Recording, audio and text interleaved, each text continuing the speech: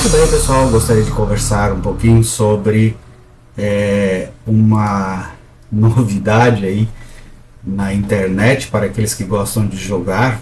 Existem jogos, né, de todos os tipos e modelos no stream, e desde os mais difíceis até os mais tranquilos.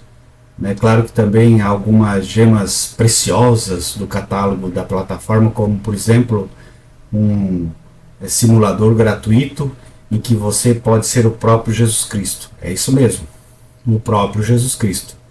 Uma forma de você pagar os pecados da sua vida, né?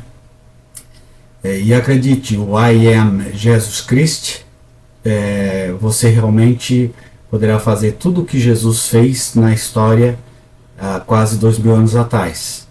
Do batismo até a ressurreição, algumas das atividades como Jesus incluíam resistir às tentações de Satanás no deserto, curar os enfermos, ajudar os necessitados, transformar água em vinho.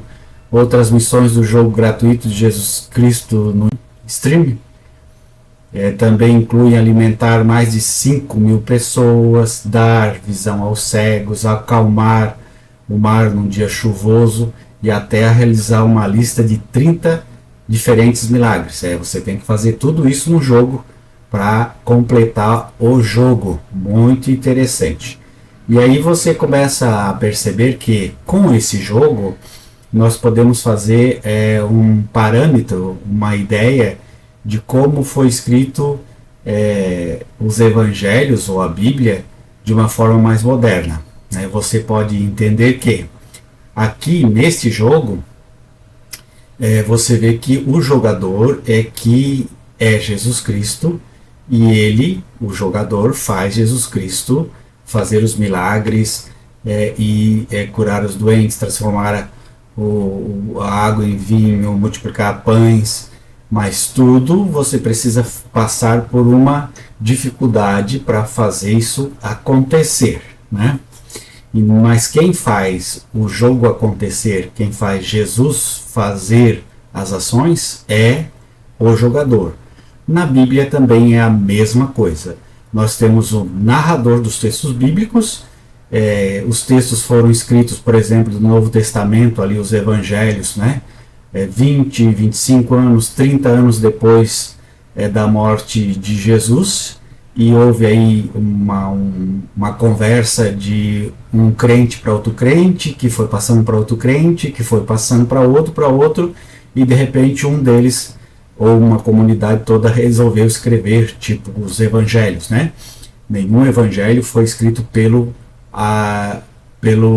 autor do qual se determina ou se designa o evangelho. Por exemplo, o evangelho de São Marcos, não foi Marcos que fez o evangelho, não foi Marcos que escreveu, Lucas também não escreveu, e assim por diante, né? Paulo escreveu das 14 cartas, é possível que ele tenha escrito 7 cartas, e é importante a gente entender então que quando o narrador ele pega os textos, os contos, as falas, né, tudo aumentado da pessoa de Jesus, ele põe isso num livro, não é? E diz que tudo aquilo que ele está escrevendo, é real, é verdadeiro, aconteceu. Mas na verdade as pessoas que de boca em boca foram passando uma para a outra e até aumentando aí os feitos de Jesus, né? Porque havia necessidade de provar que Jesus era Deus, de provar que Jesus fazia milagre e de provar que Jesus ressuscitou. Então era necessário mostrar um Jesus diferenciado, né? Então o evangelho de Marcos, o evangelho de Lucas e de Mateus são evangelhos mais que contam mais os fatos da vida de Jesus, os milagres de Jesus. O evangelho de João já não fala de Jesus histórico nem um pouquinho, não existe nenhuma intenção de falar de Jesus histórico, mas só de Jesus divino. Então você percebe aí que o escritor desse texto, a intenção dele quando escreveu, que foi o último dos evangelhos, vamos dizer assim, canônicos, ele tinha a intenção de consagrar Jesus como o Filho de Deus, né? Então você vai lá ler 1 João capítulo 1, versículo 1, né? No princípio era o verbo era Deus. Então você percebe que há aí uma montagem de um texto todo teológico para que não houvesse dúvida de que Jesus era Deus. Mas você entende que o camarada que escreveu esse texto, ele tinha essa intenção de fazer de Jesus um Deus, de fazer de Jesus um Senhor, de fazer de Jesus aquele que ressuscitou. Então, como o jogador ele tem o desejo de fazer os milagres de Jesus, de fazer a caminhada de Jesus desde o nascimento até sua morte e ressurreição, ele vai escolhendo os caminhos que ele quer vivenciar. Então, um jogador vai por um caminho, outro jogador vai por outro caminho e assim por diante. Os textos bíblicos é um pouco parecido, né? Um jogador, que seria o narrador do texto, ele queria que os textos fossem escritos de uma maneira para que fossem entendidos daquela maneira pelas pessoas que fossem ler. Então, com esse intuito, os textos foram escritos posteriormente aos fatos e narram possibilidades de que esses fatos pudessem ter acontecido. Então Jesus poderia ter dito, Jesus poderia ter feito milagres, Jesus poderia ter andado sobre as águas, etc. Porém, nenhuma daquelas pessoas que estavam escrevendo os textos eram testemunhas oculares. Então era como se eu quisesse falar bem de alguém e eu aumentasse a forma de eu falar, o jeito de eu falar, para que essa pessoa fosse benquista naquele momento, naquela situação histórica. Então é isso que aconteceu nos textos bíblicos. Quando você lê os textos bíblicos nesta dimensão, sem entender os textos bíblicos como textos que foram narrativas de pessoas que viveram com Jesus, testemunhas oculares de Jesus, não existiu esse tipo de narrativa, não existiu. Então, portanto, os textos foram posteriores, todos pensados para provocar naquele que lia o texto a compreensão de que Jesus era Deus. Então era necessário dizer que Jesus fazia milagres, que Jesus curava os doentes, que Jesus fazia mudo falar, que fazia cego ver, que fazia morto ressuscitar. Era necessário esses milagres na pessoa de Jesus para poder provar que Jesus era Deus. Porém, isso aconteceu? Não existe nenhuma prova que possa ser cabal nesse sentido de que Jesus tenha feito qualquer tipo de milagre, qualquer tipo de cura. Então tudo isso não passa de uma teologia apologética para transformar Jesus em um Deus Todo-Poderoso. Assim como um jogador pode permitir lá no seu jogo que o diabo vença Jesus na tentação no deserto, e Jesus pare ali a sua caminhada e ele tenha que recomeçar tudo de novo, o jogador, assim também acontece nos textos bíblicos. Só que no texto bíblico, Jesus sempre vence, Jesus sempre faz milagres, Jesus sempre acaba terminando em glória, em louvor, em ressurreição. Portanto, aí você vê que os textos da Bíblia são compilações de pensamentos posteriores, cheio de glória, de endeusamento de Jesus, de um Jesus histórico transformado num Jesus divinizado. Este é os que nós podemos perceber nos textos da palavra escrita nos textos dos evangelhos e também, pior ainda, no Antigo Testamento, que levou muito mais tempo para ser escritos os textos. Então há erros fundantes, absurdos, grotescos nos textos bíblicos que não permitem a gente, nem por uma possibilidade, entender que esses textos sejam escritos ou permitidos ser escritos por um Espírito de Deus. Deus onipotente, onisciente, Deus onipresente não possibilitaria que seus textos fossem escritos todos cheios de códigos para que as pessoas precisassem adivinhar quem é Deus, onde está Deus, como Deus pensa, o que Ele quer da gente. E aí as pessoas fazem a interpretação do jeito que querem, da forma que querem. Por que Deus não fez um texto justinho, bonitinho, onde todos pudessem ler e chegar às conclusões exatas? Por que permitiu que os textos fossem de diversas interpretações e por isso diversas igrejas, diversas religiões falando do mesmo Deus de maneira diferente? Onde está o Espírito Santo neste emaranhado de assuntos, de conversas, de reflexões, de teologias nas igrejas que pregam Jesus como Salvador e Libertador?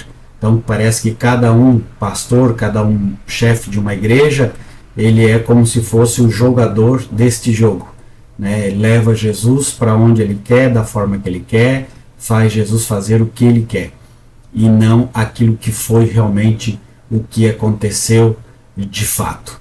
Então assim, as igrejas fazem uma lavagem cerebral aí na cabeça das pessoas, e por medo do inferno, de morrer e não ir para o céu, não encontrar os seus parentes, as pessoas se sujeitam aos milagres, às doutrinas, às interferências das igrejas em sua história de vida. Então a história de Jesus poderia ser muito edificante se ela não tivesse aí a presença da igreja para pôr medo nas pessoas, para fazer as pessoas escravas, fazer as pessoas doutrinadas a um ensino do medo. É isso aí, minha gente. Você pode encontrar no texto de Marcos, capítulo 16, versículo de 9 a 20, o acréscimo dos textos. Todos os acadêmicos, todos os estudiosos de todas as igrejas concordam que esse texto, Marcos 16, de 9 a 20, é um acréscimo naquele evangelho. Não existia no evangelho original e nem nas cópias. Não é? Então se compara as cópias que se tem com as cópias que vieram depois e percebe, as primeiras cópias não tem isso que tem nessa cópia. Então se percebe que é um acréscimo de texto. Aqui é um deles, né? São muitos os textos acrescidos, né? Como que termina ali o texto do Evangelho? Uma narração muito fúnebre, sombria. As mulheres estavam com medo lá no túmulo de Jesus e não disseram nada a ninguém o que viram que Jesus tinha ressuscitado, ficaram em silêncio. Ali é o versículo 8 do capítulo 16 e acaba o Evangelho. O versículo 9 em diante é um acréscimo. Do capítulo 9 em diante diz assim: e Jesus, tendo ressuscitado, na manhã do primeiro dia da semana, apareceu primeiramente a Maria, da qual tinha expulsado 7 demônios, e partindo ela anunciou-o àqueles que tinham estado com ele, os quais estavam tristes e chorando. Né? Então, quer dizer, ninguém acreditava que Jesus ia ressuscitar, todo mundo estava triste porque Jesus tinha possivelmente morrido. Né? O que eu quero apresentar para vocês não é um texto que foi acréscimo. Então prova que os textos bíblicos eles não são originais, eles não são da época de Jesus, eles têm essa dificuldade de ser acrescidos, né? Por determinado escriba lá, copiador do texto bíblico, ele acrescenta do jeito que ele quer. Olha bem, o Marcos 16 termina no versículo 8. O que diz esse versículo 8? Veja bem ali. O versículo 8 diz assim: e saindo elas apressadamente, fugiram do sepulcro, porque estavam possuídas pelo temor e assombro, e nada diziam a ninguém, porque temiam. Assim terminou o evangelho de Marcos, não é? As mulheres não disseram a ninguém que Jesus tinha ressuscitado, porque estavam com medo. Mas como seria para a igreja dizer que essas mulheres ficaram com medo e não foram anunciar o evangelho como deveriam fazer? Então é claro que o escritor, num determinado momento, numa das cópias, ele acrescenta do 9 ao 20. ele acrescenta todo esse texto aqui, do 9 ao 20. Aí você vai ver o que ele quis acrescentar do 9 ao 20. Olha bem. E Jesus, tendo ressuscitado, na manhã do primeiro dia da semana, apareceu primeiramente a Maria, na qual tinha expulsado 7 demônios. Olha bem, você está percebendo? Jesus apareceu e, partindo, ela anunciou àqueles que tinham estado com ele, os quais estavam tristes e chorando. Então ninguém daqueles que estavam com Jesus, passaram a vida com Jesus, e Jesus dizendo ali que ia ressuscitar e tal, ninguém acreditou que Jesus ia ressuscitar, ninguém.